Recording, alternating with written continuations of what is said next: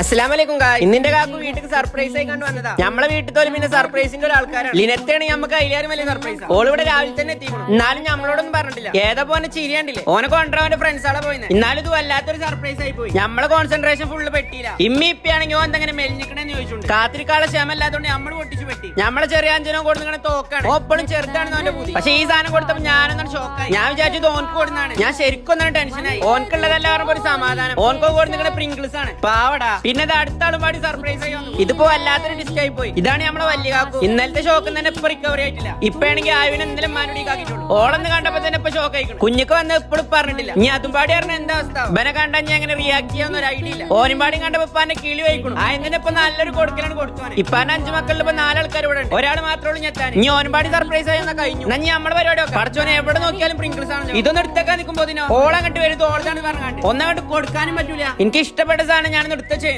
അതും ഇനി ഓൾക്ക് വേണത്രേ. ഓള് കാണാതെ കുറച്ച് പൊക്കണം. അപ്പൊ ശരി, എല്ലാവർക്കും അസ്സലാമു അലൈക്കും, ബൈ.